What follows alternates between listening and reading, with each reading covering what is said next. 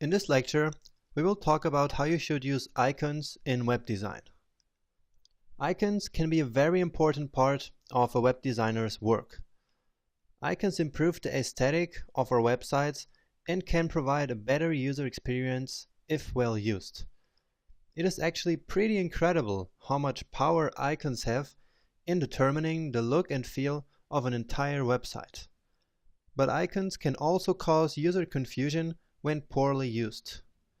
This is why there are some very simple basic guidelines you should follow. First, you can use icons to show features of your website or a product that you're selling, or steps that a user should follow to achieve some goal. This is a powerful, modern, and beautiful way of showing what your site has to offer.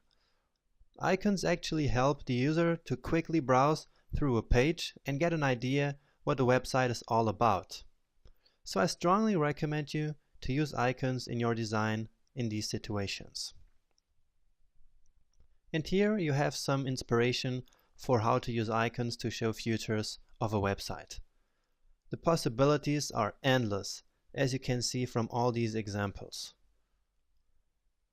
Or instead of showing features, you can use icons for actions and links. Popular websites like Facebook or YouTube do exactly this, and I'm sure you see this all the time. In the case you use icons for doing this, there are two rules to follow. First, your icons should be instantaneously recognizable and remove open interpretation.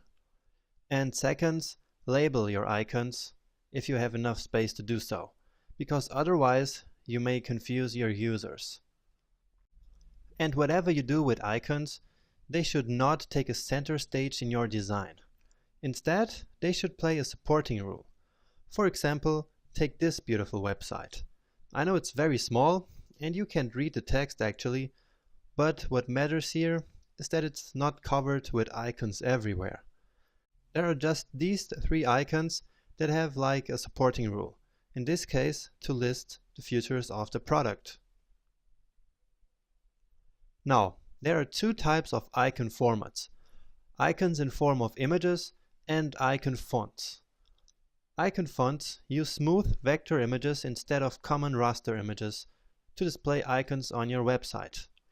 I strongly recommend you to use icon fonts for web design whenever possible. And that's because vectors scale endlessly up or down for any resolution. This is especially important for today's high-resolution displays found in most smartphones and some computers such as the Retina Max.